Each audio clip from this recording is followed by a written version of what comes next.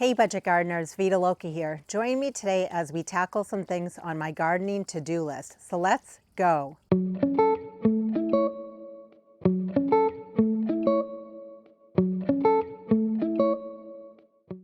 It is early September and I don't know about you, but for me, I can get overwhelmed very quickly when it comes to gardening chores. There's always so much to do. So one thing that I started doing recently was putting together a garden checklist. I try to be very honest with myself. I don't want it to be a very long checklist. I want it to have a few things that I want to tackle on a daily basis. Some of those tasks are going to be repeated every day until that job is done. Other tasks I can get done very quickly in one day and it's basically done for a while. If you've missed it, I'll put some links to videos that I made recently showing you other things I've been tackling in my garden during the late summer, early fall months. But let's get started with what's on my checklist for today. We have four main things that I want to accomplish today. The first one is going around and cutting back any of the spent blooms on my hosta plants. And then we have some strawberry plants that need to be potted up. We have dahlia tubers that we need to get ready for storage for overwintering. And then we have some canna lily bulbs that we need to get ready for overwintering as well. When you leave the south side of my house and you start heading towards my backyard, we have what I call the hosta garden. I have hosta in a few places in my yard, but primarily the hosta are in this area because it's a very shady part of my yard. And I had come in earlier in the season and cut back any of the spent blooms on hosta plants that had already bloomed and weren't looking very good. However, as many of you might know, hosta plants bloom at different times depending on their variety. And there are different sizes of hosta. These ones that we're looking at the base of the tree here are called Lakeside Zinger. They are a type of miniature hosta. They're very pretty. And they actually just recently stopped blooming. And I have a whole bunch of them, not only around this tree, but as you go down towards my backyard, there are a number of plants that are around the trees heading into the backyard. So we're going to start with just cutting back these spent blooms. I'm just going to be using hand pruners and I'm going to be following each flower stalk down to the base and just cutting it there. It's been so fun hearing from many of you, and I'm learning that some of you are list people. In other words, you love to have lists, not just in the garden, but in general when it comes to doing a whole bunch of things in your life. And then I've heard from other people that have said, no way, I don't want to have a list. I just want to go with it every day. And then I've heard from other people saying that when it comes to gardening, they never thought about making a list and that it's been helping them making a list recently and just trying to follow the list. And I've mentioned in previous recent videos that I've just started making a list to help me, motivate me in my garden with accomplishing tasks in the yard. When it comes to the spent blooms, I like to cut them up in small pieces just so that they break down faster in my compost pile, but you don't have to do that if you don't want to. So I've actually been looking forward to each night or early the next morning making my gardening list. I don't necessarily have a gardening list every single day.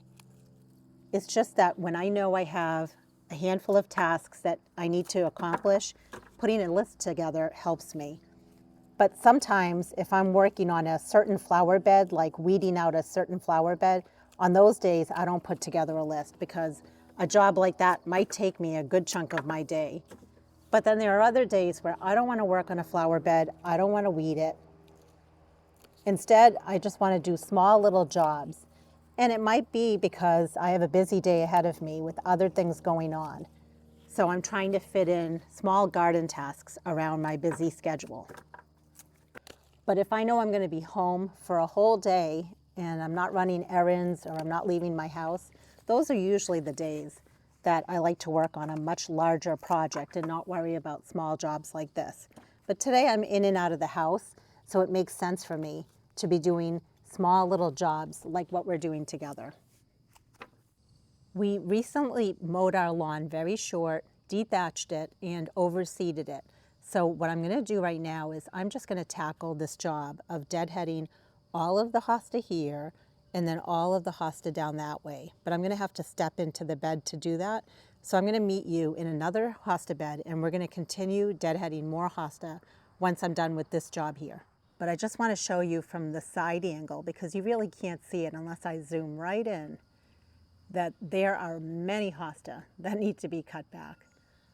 But we're going to get this job done today, and it's going to feel so good. It really did not take me that long at all to just move along and to cut back any of the spent blooms on the hosta. It just really cleans it up. And even if there were some blooms that still looked okay, I cut them back because I'm not going to come back again and do this job. It's either now or never. And while I was working on the hosta down in that area over there, close by in the shade area, there were some other plants that I just figured I might as well deadhead while I'm down there. There were some coral bells or heuchera that needed to be deadheaded that had gone by, some foam flower or tiarella, and also some betony. So I got all that done as well, and it just looks so much better. And anytime you get free green material to add to your compost bin, it's a bonus.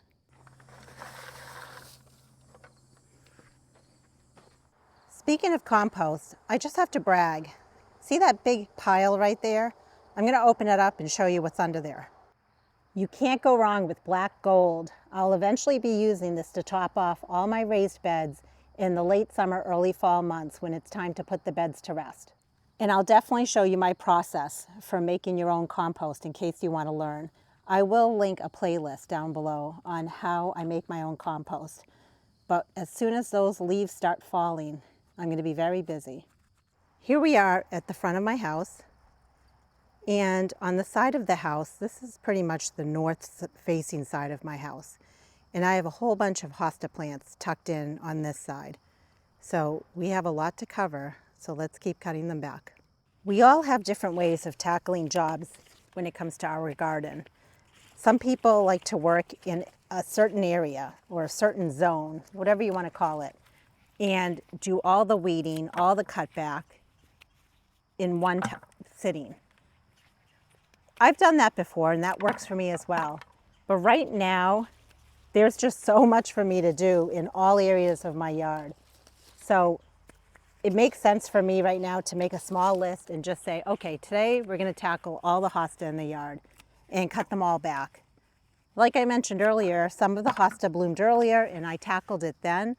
A lot of these hosta bloomed later, and now I'm tackling all the hosta today.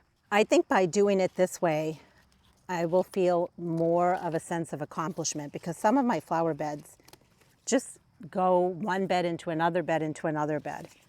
However, if I had a very small little bed, then I would maybe just tackle that bed and do it from beginning to end. But many of these flower beds just span the perimeter of my yard.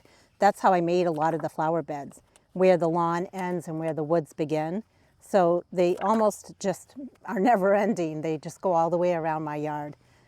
So if I was to say to myself, I'm going to weed and cut back and do everything in these flower beds, I think I would never finish a job. So it makes more sense, at least right now, for me to say, I'm going to do this one job, cutting back hosta from beginning to end today. And then I still have room to do other things. In fact, we were just down here a few days ago when we were cutting back a whole bunch of spent blooms on the heuchera or coral bells. And I showed you these hosta, and I mentioned we were going to stay on task and we were not going to cut the spent blooms on that day. Well, today's the day. And while I'm in this bed, I'm looking around and I'm noticing other jobs that need to be done. And I'm making notes and I'm remembering what can I do on a different day. There are some plants that benefit from being cut back. And when I say cut back, I'm not talking about the spent blooms. I'm talking about cutting the plants all the way back to the ground. When it comes to end of the season, fall maintenance that you want to do in your yard. Many perennials you don't have to worry about. You can just leave them through the winter months and you can take care of cutting them back or cleaning them up in the early spring months. But there are some perennials that you really want to consider cutting back all the way to the ground as soon as a frost hits the plant or as soon as the foliage is starting to look really bad. And the reason I'm bringing that up is hosta is one of those plants. I will cut my hosta back all the way to the ground as soon as they start turning yellow. Some people like the look of the yellow leaves. It does look pretty in the fall time. But when I'm working in my garden, I want to just get jobs done. So as soon as the leaves start to not look so good or start turning yellow, that's when I'll start going in and cutting those leaves right to flesh level, to the ground level. And if I don't do that, what happens is many times certain pests or insects like slugs, they like to overwinter in those leaves. So it's a good idea to cut your leaves back in the fall time. But if you don't get to it, it's not the end of the world. You can definitely clean it up in the springtime. But just know it's a good practice to cut your hosta leaves back in the fall before winter sets in. So we just took care of the hosta right in that area. And as we slowly pan this way, we have more hosta over here. So I'm going to go ahead and I'm just going to tackle some of the hosta plants that are over here, and then I'll show you another big patch of hosta plants that we need to go after. So we're now in my backyard. I have a rose garden right there, and I also have my raised beds that have a bunch of different vegetable plants that are just doing great this year. But as we move away from there, we're still in the backyard. This area used to be a very shady area. It's now a very sunny area because we had a number of trees removed. I want to show you some of the hosta that are not looking very good. The name of these hosta is Golden Tiara. They looked so beautiful in this area when I planted them here, probably 2 years ago, I think. And to be honest with you, I put them in here just so that they could put on growth, and then I was planning on moving them around my yard. But they did look really pretty in this section when we had a bunch of trees and it was a very shady area. This year, they looked awful. And that totally makes sense. This was a full shade area, and by removing 3 trees, it then became a full sun area. Not even part sun, full sun. And these poor hosta, even though they're set up on drip irrigation, they struggled. They were not happy. I'm planning on digging them all out because I have plans for this space. I have some great plans for this space. But I can't even think about those plans until I dig out these hosta. So I figured, well, step 1 is just cut back all the spent blooms, just to tidy them up before I dig them out. And there are a lot of hosta here. There's probably close to 20 groupings. And if I was to divide them into individual hosta, there are probably, I don't even know, a couple hundred, I'd guess. So there are a lot of plants here. This is a very pretty, smaller variety of hosta. And I have it in other areas of my yard, so I most likely will be potting these up and selling them because I have a backyard plant nursery where I sell plants right on my property. And I know that other people could definitely enjoy these hosta in their yard. But doing a job like this, digging them up, potting them up, is a little overwhelming. It's definitely tedious.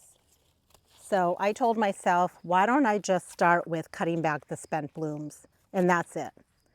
And then on a different day, I can come in and dig 1 clump at a time. And as I dig each clump up, I can focus on potting up those plants because I most likely will pot them up in small containers, and each container might only have 1 to 3 plants in each 3-inch pot. So that will take quite a while. And that will be on a checklist on a different day to dig up 1 clump, divide it up, pot those up, and then I can keep adding that to my checklist each day. I'll have other things I'm working on, but each day I would have dig up a clump of hosta until all these hosta are gone. And that's my plan anyway, because sometimes I get bored when I'm doing the same exact task.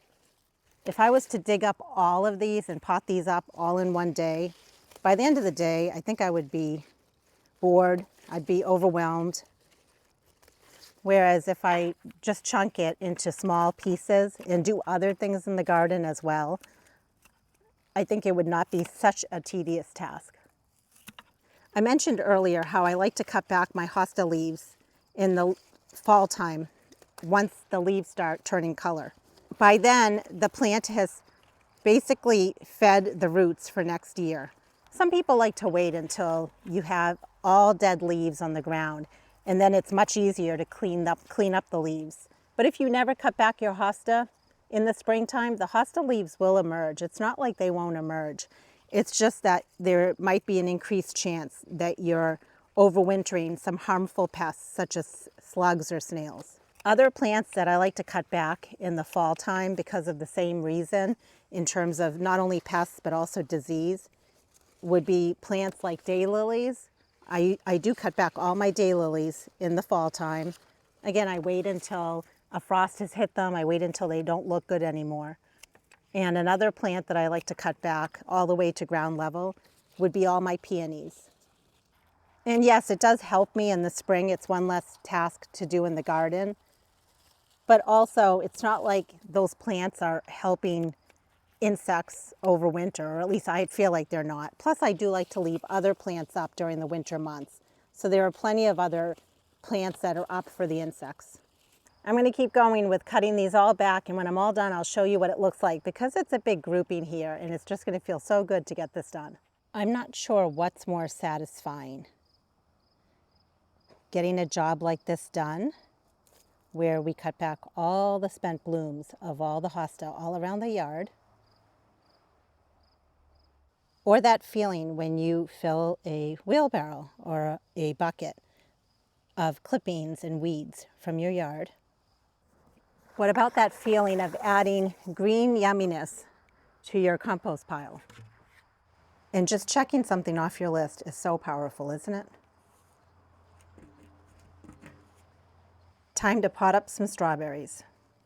Here on the south side of my house, I have what I call the long border. And right near the long border is the long mess. Well, is it a mess or is it work in progress? I mentioned earlier that I have a backyard plant nursery. And if you have one as well, then you're probably in the same boat as me. Busy potting up plants, dividing plants, and getting ready for fall sales or getting ready for spring sales. Well, one thing I'm getting ready for is I have a greenhouse that I bought last year on Facebook Marketplace, and it's going to be going in this area over here. But in order to get ready for the greenhouse, I need to do some cleanup. I don't need to worry right now about all these pots because they're here for a reason. I'm watering them and I'm babying them before they go down to my plant nursery. But what I do need to tackle are the raised beds. I basically need to remove all the plants that are in my raised beds. First of all, you can see the soil level is half. So I definitely need to top off these raised beds. But we're not worrying about that right now. It's more about emptying the raised beds out. In this raised bed, we have a blueberry plant, a bunch of strawberries, and even a raspberry plant or two. In the raised bed next door, we have more strawberries, as well as raspberries, lots of raspberries. Ignore the winter sown containers. Trust me, I've been working on those almost on a daily basis. But we also have more strawberries, and these are an alpine strawberry, as well as more blueberries. So there are a lot of plants that need to be dealt with. Clearly, this job of emptying out these raised beds is not going to happen in a day or 2 days or even a week, but we need to get started. I would love to set some sort of a goal, like 10 strawberry plants a day or 20 strawberry plants a day. But I haven't really started this project yet, so I don't even think I want to set a goal. I want to just start and see how I do, because sometimes you're not quite sure how long a project is going to take you. But we got to start somewhere. These strawberries are called an alpine strawberry, and they are a very, very cute, very small little strawberry. I started them from seed many years ago, and well, just like strawberry plants are, they have multiplied over time. Just trying to take off as much of the soil as I can. And who knows, maybe my goal will end up being working on a quadrant rather than a number of plants. I might end up saying I'm going to do a certain quadrant, but let's just start with what we have for today, and then we can always set goals later. So this is what we have dug up so far, and I mentioned earlier this is called an alpine strawberry. When it comes to alpine strawberries, they're not the type of strawberry that send off runners. They are the type of strawberry plant that just keep clumping up over time. So if you have an alpine strawberry and you want to divide it, you basically pull it apart like you would any herbaceous perennial that you might have in your yard. You just want to make sure that each section has some green growth on the top and that it also has some roots on the base. And then you can just pull it apart like that. And what I tell everyone is, when you have strawberries, you don't need many plants, and over time you will have plenty. What I'm planning to do is I will be dividing the plants and potting them up in small square pots that I have. They're either 3 or 4 inch pots. And then I'm planning to overwinter them in my raised beds because I'm going to end up with a ton of plants and I need room for them. And I'm not quite sure if they're all going to fit in my plant nursery. So as soon as I start emptying out some raised beds in my backyard where I have vegetables, I'll be putting all of these in there. I have a whole bunch of trays, I have more than this even, that I'll be using for putting all my pots in temporarily so I can keep them well watered. I'll be potting the strawberries up in these used square pots.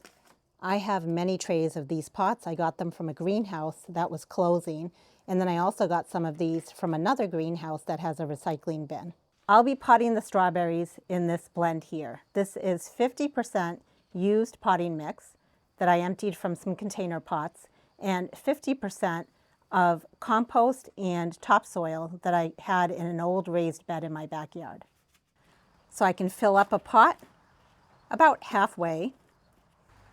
And the reason I'm dividing these down to single plants, as much as I really don't want to, because it's going to take me a long time to deal with single plants, is that I know by next spring, each single plant will have double or tripled or maybe even more in size. So it really does make sense to divide them down right now. For a planting depth, be it in a pot or in the landscape, the very important thing is you don't want to bury the crown, because that's where the new leaves come out. And if you bury the crown, your plant can rot. So just be mindful of that. So now I can backfill. Take out any air pockets that might be in there. I could press down a little and backfill some more. So I can just come in with my hand pruners and I can cut off any of the leaves that don't look very good. I might as well, just to clean up the plant. The soil is pretty dry, so once I've potted up a tray full of strawberry plants, I'll be giving them all a good drink of water. And then the strawberry plants will stay in the shade for a few days, and after that, they can go back out in the sun. The raised beds that you saw that these strawberry plants were in, I got them from Gardener Supply, which is up in Vermont.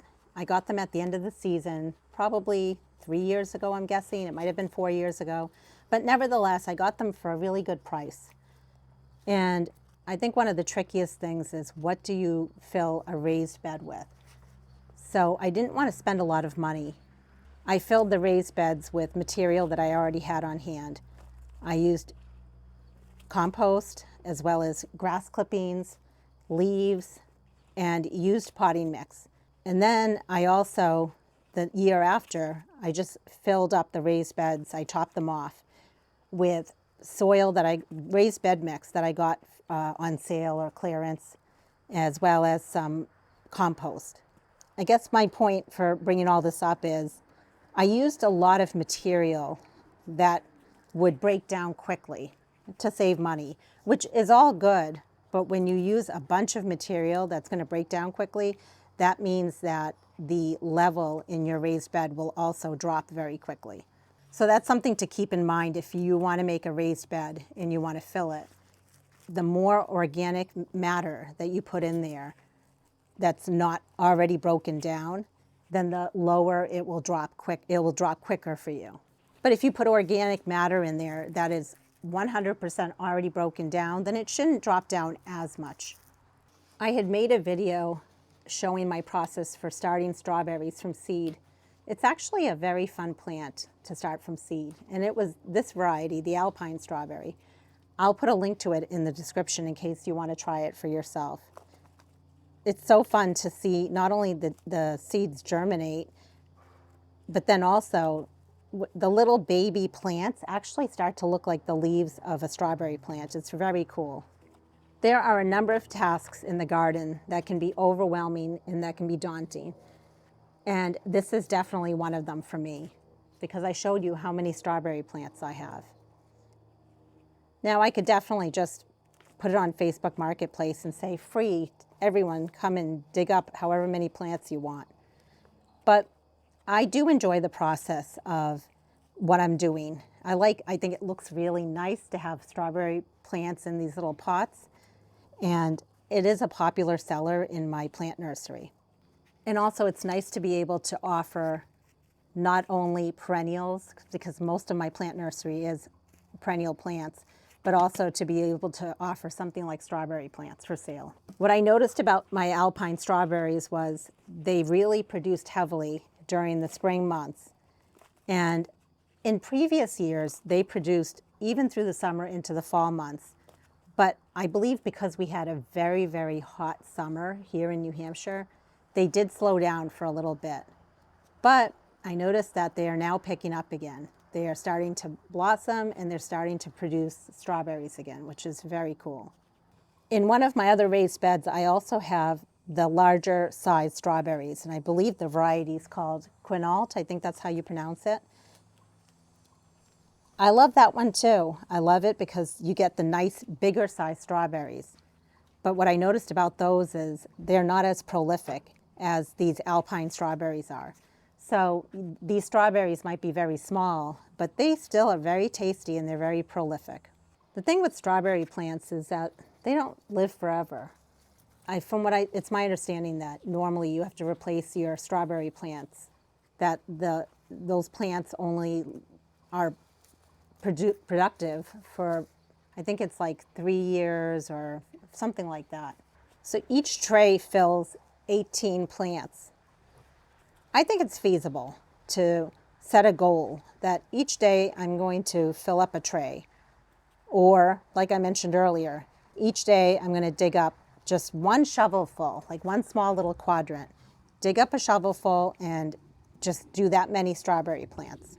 I found lately I need to do that with my garden. I need to set these small little goals for myself because otherwise I don't know where to start.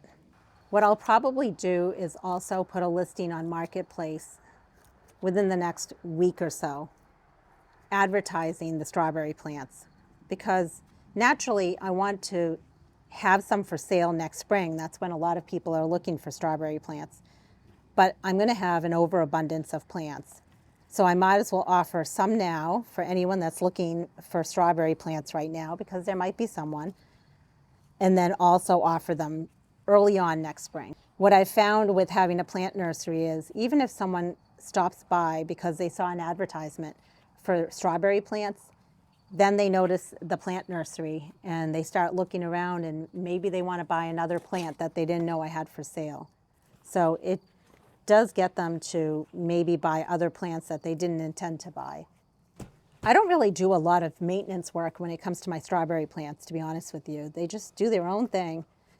The one thing I do want to do next year is I want to make sure I put drip irrigation to them. Because it was a very hot summer, they definitely suffered. I wasn't as good about watering them as frequently as I should have been. So when I eventually fill up a raised bed with strawberry plants in it, then at that time I will make sure that we also are adding drip irrigation to the bed. For some of the smaller plants, I don't mind putting 2 or 3 plants in a grouping.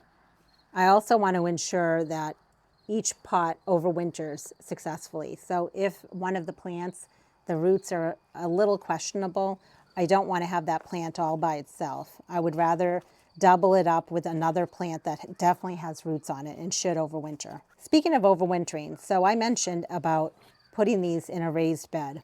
What I'm planning to do is I will be huddling the pots so that the pots are all right next to each other, which is another reason why I'm using square pots, so that there are no gaps. And I'm maximizing the amount of room and amount of pots I can place inside of a raised bed. And my plan is to sink the pots into the raised bed. I don't want them on the top of the soil. What will happen is that by sinking them in the raised bed, this deep, it will protect the roots from all around. And that's really important because these are small pots. So I need to make sure I'm protecting them because our winters get sometimes down to -15, -20 degrees Fahrenheit. And they're going to stay in there all winter long. Snow will come on top. It will be totally fine. But the pots will be basically healed in or buried inside the raised beds that I have. And then come spring, I can take them out and they will be ready for sale. I have strawberry plants in my plant nursery. So my goal is to try to sell those first because the ones that are in my plant nursery have been down there for quite a while. So they have multiplied over the season. They are a lot more robust than these individual plants. So they're ready to go to a new home at this point. And then these guys can just stay in the raised beds and then they can put on size and get bigger for next year. But when I put my advertisement on Facebook Marketplace, if there's a big interest in the plants, I can always pull from these plants because I'm just going to continue potting them up. Someone asked a good question in one of my videos about when I'm potting up plants, when I push down really hard, does that compress the soil and ruin the roots of the plant? And that was a really good question. My experience has been it doesn't seem to impact the plants. What I worry about is I don't want the plant to just uproot itself. I want to make sure that the plant is nice and secure. So it's not a problem when you press down like that. It's no different than if you had a plant and you were putting it in your landscape and you're pressing down around it.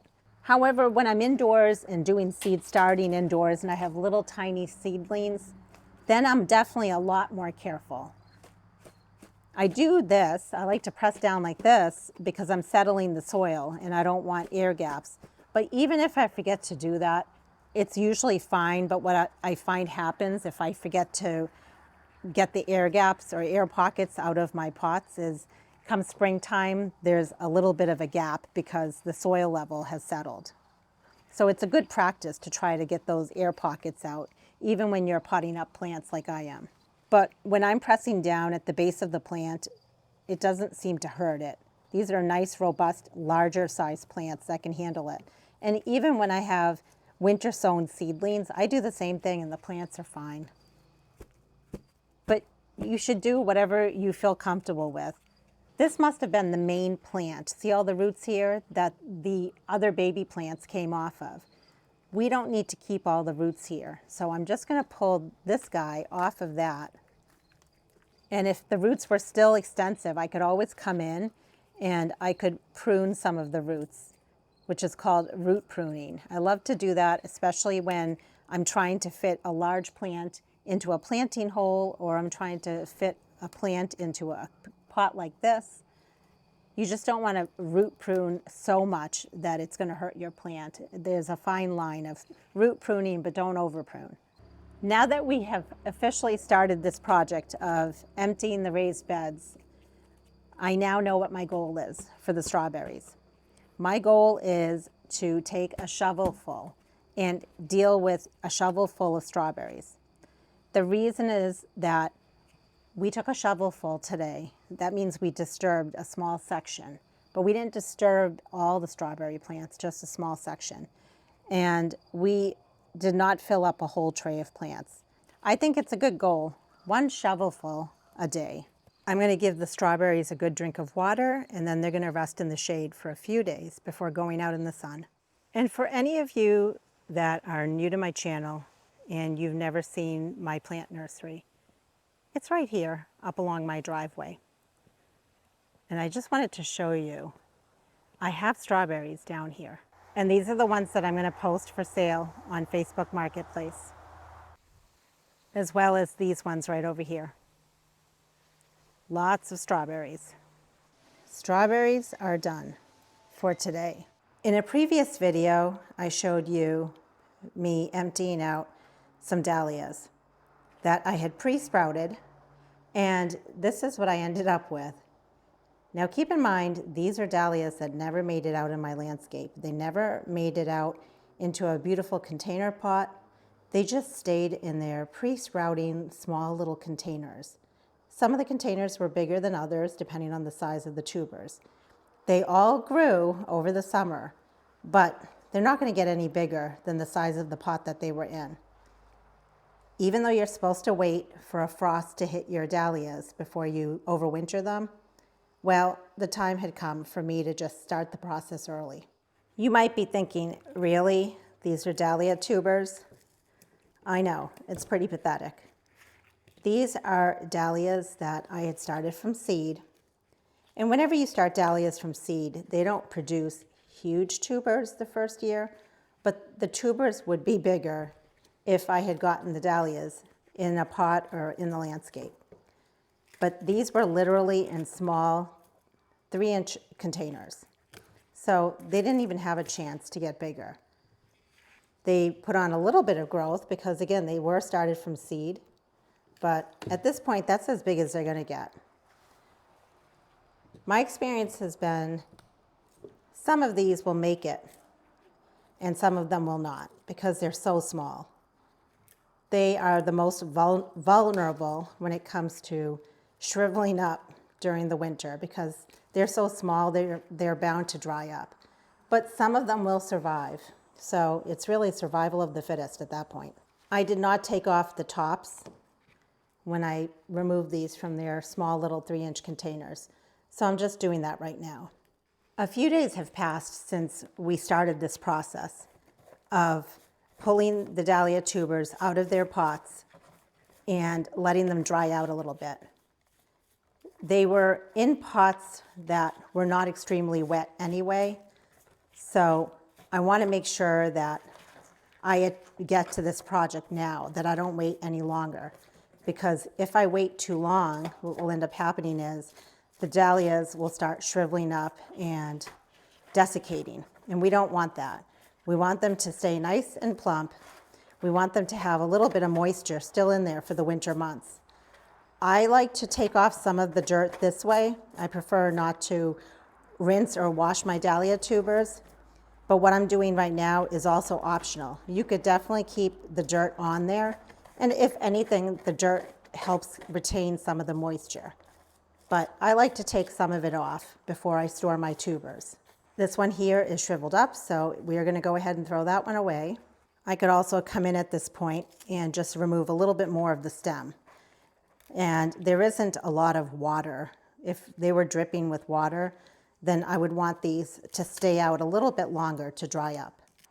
Before I store my tubers, I also like to just clean them up by removing some of the roots.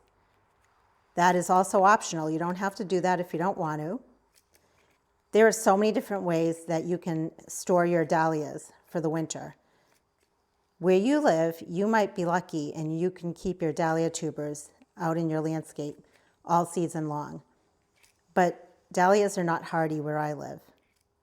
So if I leave them in the landscape, then I'm going to lose them. I've been overwintering dahlias for a number of years now, and the process that I do works for me. There are so many different ways you can accomplish the same task. There isn't just one way to do this task. You can cut off the roots in the springtime. You can leave the roots on and never cut them off. Or you can do what I'm doing and cut them off before you store them. You can divide your tubers now, or you can divide them in the spring. Or you might never divide your tubers. I like to divide the tubers in the spring. I basically start waking up the tubers, and as soon as I start seeing the eyes appearing, the little sprouts appearing, then I know where I can make my divisions. But honestly, this is a lot of work. So I want to make this as least amount of work as possible right now. So that's as far as I'm going to take that one. And I'm going to do the same exact process with the rest of these. I still have many dahlias out in container pots. And we still have probably a good month before we get a freeze or even a frost. But like I mentioned, it made sense for me to start emptying out the pre-sprouted containers because the dahlias were not thriving. They weren't going to get any bigger in their container pots.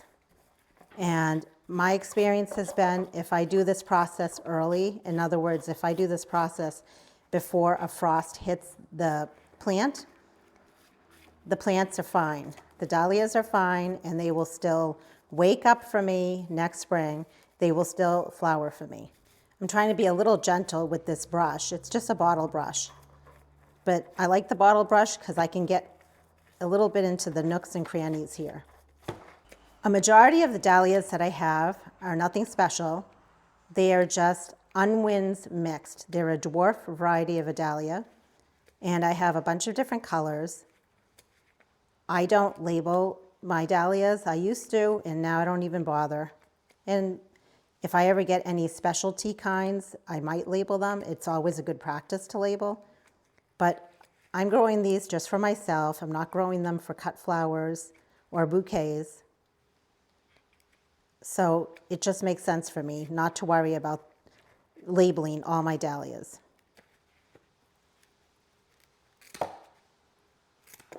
Just by making that cut, you might want to wait a day or two before storing them. But honestly, again, my experience has been, even though I made the cut, it's not dripping wet. So it should be fine for me to go ahead and store this. I have my work cut out for me, so I'm going to go ahead and do the same process with the rest of the dahlias that I have. I have another tray under this one here as well. So let me do the same process here, and then I'll show you what my next steps are. As I was working on the dahlia tubers, I thought about a number of things that I wanted to share with you. The first thing being, I just wanted to work on one of these crates so that I can then show you what I'm going to do with these tubers now that they're all cleaned up. Then I figured after that I can keep going my merry way, finish up all the tubers, and continue the same process. I thought about a couple more things. I've made a lot of videos in the past showing my process on how I overwinter dahlia tubers. Today's video is just to give you little tidbits and pieces of how I do it, but I have more comprehensive videos out there, so I'm going to put links to those videos down below. Remember, the timing of this is not optimal. If you want to overwinter your dahlia tubers, you really should wait until a frost hits it. But you might be in a situation where you're moving and you need to dig out your dahlia tubers, or you're going on vacation and a frost hasn't hit your dahlia tubers yet. There could be a whole bunch of different reasons. You might be in the same boat as me, where you know you're going to be overwhelmed in the fall when it's time to do 100 different things, including digging up dahlia tubers. So why not deal with ones that you already have that you never got in the ground? You might be in the same boat as me. So to be honest with you, I am really happy that I'm tackling this right now.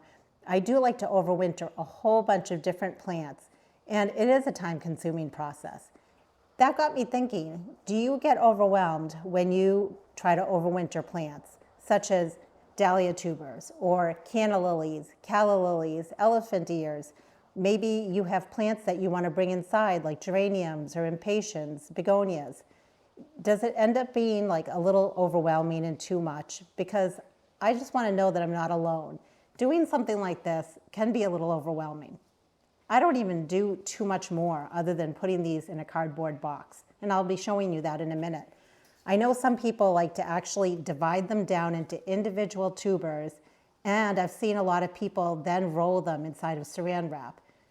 To me, that's a lot of work to be doing right now, especially when you have so many different dahlias. But I get it that that process might work for you. You definitely want to keep doing whatever works best for you. And maybe you tried one way and it didn't work for you. This is the year to maybe try something different. We're currently in my garage, and my garage is where I actually overwinter a lot of my plants, including my dahlia tubers. It's an unheated garage, and even though it has windows, that doesn't matter. The tubers actually prefer darkness. They need to be in an area that doesn't freeze. And this garage, even though it's not heated, does not freeze. Out of the 4 walls, 2 of the walls are called interior walls. The one right behind me and the one right over here. What that means is there is a room in my house that is on the other side of both of these walls. But the other 2 walls on this side, those face outside. So of the 4 walls, 2 are interior walls, and that's a big reason why my garage does not freeze during the winter. It dips down, during the coldest part of the winter, it dips down to maybe 38, 40 degrees Fahrenheit, but it usually doesn't go below freezing. And if it was to go below freezing, I could always just plug in a space heater just through those very cold days and nights. I've been overwintering my dahlia tubers in cardboard boxes since day 1 of overwintering tubers.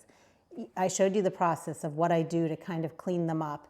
Let me tell you, I have a friend of mine that's been overwintering dahlia tubers for years. All he does is he takes them, he doesn't clean them off at all. He keeps them with all their dirt on them. He literally digs them out of the ground with all the dirt on them. He puts them in a large black trash bag and he just puts them in his basement. He said it works. He's been doing it for years. I'm not saying that's the way to do it. I'm just sharing that that's how he does it and it works for him. I'm going to show you the way that I do it. But again, there are so many different ways to accomplish the same task. One thing that I was also checking for while I was cleaning up my tubers were any tubers that were rotten or that look like this. And you can see it's rotten or smushy, it's falling apart. It's a good idea to remove that because you don't want any sort of rot to spread to the rest of your tubers in this clump or any other clump. So I'm just going to carefully pull that off. The rest of them are now safe. You can store your dahlia tubers so many different ways. Some people use wood chips, some people use peat moss, other people use soil or dirt. Some people just keep their tubers in a pot or container the whole winter long. Lots of different ways to do it. What I'm going to be using is peat moss. I like to use peat moss because it's relatively cheap, and not only that, a lot of times I can get this 50% off. There's a local nursery that if they have a slit in the bag, they'll put it in a pile for 50% off. You better believe it, I just load up on the peat moss then. Not everyone loves to use peat moss. It's really a personal preference on what you want to use. What I also like about the peat moss is I can not only use it for storing my dahlia tubers, I also use it when I make my own DIY seed starting mix, my own DIY potting mix, and when I'm all done in the spring with overwintering my dahlia tubers, I can take that peat moss material, I can use it again year after year for storing my dahlia tubers, or like I said, I can take that peat moss and then use it for my DIY seed starting or potting mix. I always have cardboard boxes on hand, and if you don't have cardboard boxes, you can use whatever you want. Just use something that's breathable. Some people do use plastic totes, but I've also heard it's not the best choice because it retains too much moisture. When it comes to something like a cardboard box, it's very breathable, and you want those tubers to breathe. You don't want them to be getting too wet. And not only is this a cardboard box, but it's a shallow cardboard box. I've experimented with a few different types of cardboard boxes. I've used small cardboard boxes. I've also used very large, very deep cardboard boxes. The problem I found, at least for myself, with the very large and very deep cardboard boxes was that even though they were nice because I could put layers and layers of tubers inside of a nice deep box, the issue was I couldn't easily check on the tubers that were on the very bottom of the box. If it was a very deep box, I might have 2, if not 3 layers of tubers. And they are divided by layers of the peat moss. But in the winter months, I like to check on my tubers once a month. And the issue I found was I couldn't check the tubers that were in the bottom. So sometimes those tubers dried out. So even if it takes me extra boxes and more room, I don't mind it. I would rather have my dahlia tubers on one layer. That way, in the winter, each month, I open up the box, I check on the tubers, I cover them back up with their peat moss, I give everything a nice little mist of water to keep some moisture in there, and then I close up the box. So I'm just adding a small layer of the peat moss in here. And like I mentioned, I don't worry about labeling the tubers. You can label them. You can keep some of the stem here, and you could put some sort of a tape or something around the stem that tells you what each of your varieties are of your dahlia tubers. I'm placing them in here, and I just want to make sure they're not touching each other, just in case, let's say this one has a little rot on it. I don't want it to spread to this one.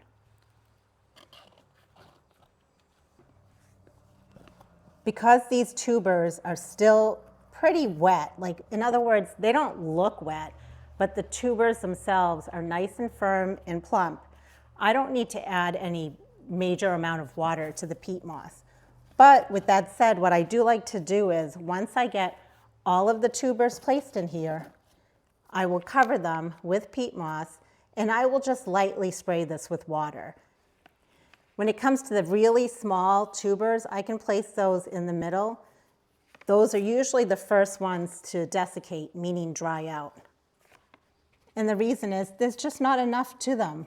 And they were ones that I started from seed, so hopefully they survive, and if not, well, we have plenty here.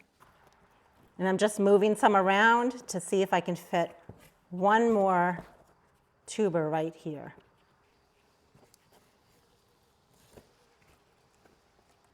The next thing is I want to add another layer of peat moss on the top here.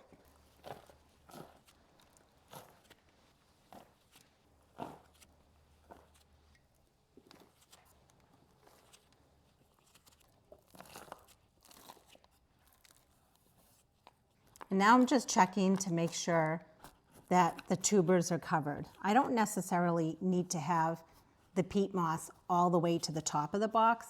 I just want to make sure that the tubers are not exposed, because if they're exposed, they can dry out quicker. Something that I've done in the past also, which is optional, is you could take something like a newspaper and lay it on the top here, and that will just help keep some of the moisture in. That's optional, but you could try that as well. I'm going to add a very small amount of water in here. The peat moss is very, very dry, and I want the dahlia tubers to have a chance of survival. I don't want them to just desiccate and dry on me. I'll be labeling this with a marker. I'm just going to write on the outside dahlias, because I will be overwintering other bulbs, not just dahlia bulbs. And I'm going to keep this in my garage, and on a timer, I'm going to put down to check on this once a month. And what I mean by I'll check on it on a timer, I really mean I'll just put it in a calendar. In a calendar, it could be something on your phone, or it could be something that you write on. The big thing is to make sure I'm checking on them at least once a month, if not more frequently, because it's still quite warm out, to make sure they're not drying up, and if they are, they're going to need a little bit of more water. But not too much water. Too much water will rot them out. And all the boxes will get placed in my garage on these shelves here. That's a flower of an unwinds mixed that I have out in my landscape.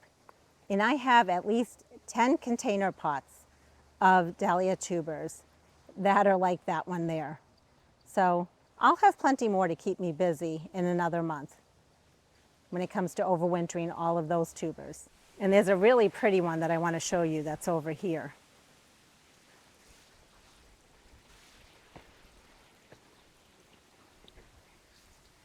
Look how pretty that one is. So at least I got some of them in pots and containers, right?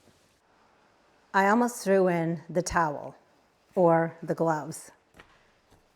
It takes a long time to, when it comes to dahlias, it definitely takes a long time to get them ready for winter. And as I was sitting here working on them, it was taking so much longer than I thought it would. I almost just said, that's it, I'm done with the list. I will work on the last thing that's on the list, the Canna Lilies. I'll just do that tomorrow. But I just pushed through and got all the dahlias done, because I looked at the time and I said, I still have a good chunk of my day left. And I really wanted to not only finish the dahlias, but work on the Canna Lilies. But before we even talk about the Canna Lilies, a couple more things. I will never tell you something is easy if I feel like it's not. I'd rather be honest with you and tell you gardening is fun, but gardening's not always easy. There's sometimes work involved, but it's worth it in the end. It's absolutely worth it in the end. There will be losses along the way. Have I lost dahlia tubers before? I have. But then you can always buy more and you can start over again. And that's the beauty of it all. The same is true if you buy a perennial and you bought it on clearance and you didn't get it in the ground and it died. It stinks, but you can always buy it again and try again. So I got all the dahlia tubers done. I was able to fit them into 3 boxes and I gave them a little bit of water. Normally during the winter, I check on them once a month. Some people have had dahlia tubers overwinter, no problem, without checking them at all during the winter. And then other people have lost their tubers because they didn't check on them even once. Because it is September and it's still warm, the next few days are 80 degrees Fahrenheit outside. So it's still quite warm outside. I think I should be checking on the tubers a little more frequently right now. Once the weather cools down, I can pull back on checking them and go to my normal once a month check-in. I think what I'll probably do is actually check on them each week. Normally, what I'm looking for is to see if the peat moss feels bone dry. You can basically just pick it up, and if it is all dusty and it's very dry, then it's time to add some more water. And I may end up going back in and just putting a layer of the newspaper on top. I've done that in the past. Some years I do, some years I don't. Honestly, I don't know if it makes much of a difference. The key is not letting the tubers fully dry out. Otherwise, they will desiccate and they will die. So I'll check on them about once a week for the next month or 2 months. But then after that, I'm going to pull back. Gardening is fun, but it's not always easy, but it's well worth it in the end. So I ended up with these 3 boxes, and you can see that I have them labeled. Seeing that we're doing this checklist together, I want to make sure I show you along the way. So we checked off dahlia tubers. Veggie garden, I'll do that on a different day because there's a lot I want to talk about for that. The last thing to do are work on the canna lily bulbs. It is a tropical jungle in here, literally. If you're new to my channel, you might be thinking at the end of this video, what is up with Vita Loca? Why does she have all these plants that she started? They didn't even get out in the landscape. They look half dead, and now she's putting them away for winter. Well, sometimes these things just happen, and I'm just trying to tackle things and not let them sit out there any longer than they need to be. So yes, I have a bunch of canna lilies here that I started from seed. It was an experiment. I'd never done it before, and I just wanted to see if I would be successful. Well, I was successful, and then I wondered, okay, well, will these bloom the first year if grown from seed? They bloomed. They bloomed in their little pots that I had them in all summer long.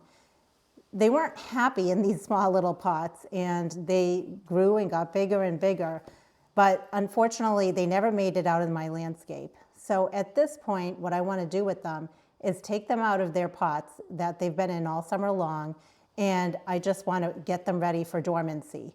I'll be doing the same thing with them like I will be with my dahlia tubers, which is storing them in my garage, and they'll be perfectly fine here in the garage.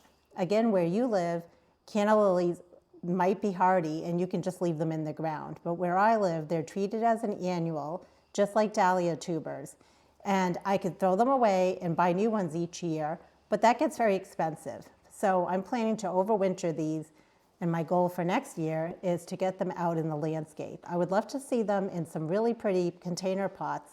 I'd also like to see some around my pond that I have in my front yard.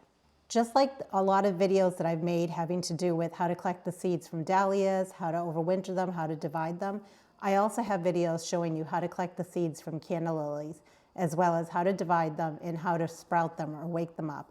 I'll put links to all those type of videos down in the description below because this video is not meant to go over all of that. What I'm trying to show you today is just what I'm doing next with these canna lilies, which is preparing them for dormancy so they can go to sleep for the winter months. But first, let's just enjoy this beautiful bloom, shall we? I have enjoyed the canna lilies blooming. Even if they never made it out of my landscape, I did enjoy them this year. So I'm just going to start with cutting off any leaves at the base of the plant, just to clean it up. I've heard different things in terms of preparing the plants for dormancy. Some people like to cut back the foliage right away. Others like to keep it on for a few days with the theory that it's still feeding the rhizome or tuber or bulb, whatever you call it, for canna lilies. I'm going to keep this on for a little while, and I'm just going to let the plant naturally die back on its own. So the next thing I'm going to do is squeeze the sides of the pot. I'm guessing that with some of these, I may have to take some scissors or cutters and cut the side of the pot. But fortunately, this one came right out. And I did make labels for these because I had collected the seeds myself, and I just said that it was a red-orange color. So clearly you can see based on the bloom that I showed you that it is a reddish-orange color. So I'm just going to have to make sure I leave the label with the canna lily. And then I'm just going to remove some of the soil off the base. I'm curious, I want to see what it has started to form, if anything, at the base. Because remember, these were not started from bulbs that I bought from the store. They were started from seeds that I had collected myself. So I'm just going to loosen some of the soil here and the roots. And one thing I want you to keep in mind is, had this plant gone out in a container pot or out in the landscape, I am guessing that the bulb would have been much bigger, because these grow pretty quickly from bulb. And I can see right here at the base that it is just starting to form its bulb. So I'm going to keep the roots and everything on here for now. We took off the soil, and I'm just going to lay it down so it can dry for, I'd say, probably 2 or 3 days, and then I can put it away for storage at that time. I do have videos that show how to store a canna lily bulb, and I'll link that down in the description below. I'm going to do the same exact process with all the other pots, and I'm just going to lay them down in some sort of a tray just like this. And done. Nothing will go to waste. Well, something will. I'll tell you in a minute. So the potting mix that was inside each of the containers I can reuse when I'm potting up other plants in the future. I'll add that to the compost pile. We have a whole bunch of pots that can be reused for future plants. Unfortunately, one had to go to waste. I had to cut it. It happens. You know, I got lucky. That one that we pulled out of the pot slid out pretty easily. Many of the others were a beast. So I was very lucky, otherwise you would have seen me struggling. Actually, this puny little one here was very easy to take out. But I just want to show you, look at the root system on these. And if you look carefully, you can see the new growth. So they definitely are bigger. They've filled out their pots completely. I mean, these things grow very fast. So we will have very nice plants to start with next year. Although I have to admit, I will probably still start some from seed because it's just such a fun process. But I didn't mess with the roots a whole lot because honestly, I wanted to take them out. I want them to dry up a little bit. And once they've dried up a little bit, I'll give it a number of days. I don't think that I need to be as quick about getting these put away for the winter like I do with dahlia tubers. So I'll give it a number of days and I'll check on them. Then what I hope to do is loosen up the roots. They're just very, very tightly wound right now, so I don't even want to mess with it. But once, hopefully, the soil dries out more, it'll be easier for me to come in and loosen up the roots. And then I can also come in and cut off the top growth here. And then I'm planning on overwintering all of these. I do have videos that show my process for overwintering them, so I'm going to follow the same process. And if I have time, I can show you that in a future video. But I'm excited. We at least got them out of their pots, and the labels are with each of them, so I know what colors they are. Done. I started this series of videos, and I called it a garden fitness plan, because usually when you have a fitness plan or a workout plan, you start off slow and then you quickly build into a little bit of a routine, but then you slow down near the end of that routine. You have maybe repetitions in your workout plan. And I'm basically doing something similar to that. So for example, the strawberries that we dug up today, we dug up X amount. It doesn't matter how many it was. We used a shovel and we pulled out a shovel full. I'm going to keep doing that. If I don't get to it tomorrow, I'll get to it the day after. but I know that I need to keep doing it because I want to accomplish and finish that job. And now we've started it, which is a great thing. I don't plan on showing that in every single video like I make when it comes to doing different tasks in the yard, but just know that that's one of my goals, is to tackle a shovelful, if not every day, almost every day. We've started the process of overwintering dahlia tubers as well as the canna lilies. I have elephant ears, I have calla lilies, lots of plants that I still want to overwinter. We still have plenty of time for those. They're in nice big container pots. They're set up on drip irrigation, or they're in the right area of my yard. So I'm going to wait for a frost to hit those plants before I start bringing them in for overwintering. But I'm glad that we started putting some of these other bulbs away because they needed to get out of their small little pots anyway. When I put that list together, I thought for sure that the dahlia tubers and the canna lilies would be easy peasy. It would be easy street with those. And actually, they proved me wrong. They took a little bit longer than I expected.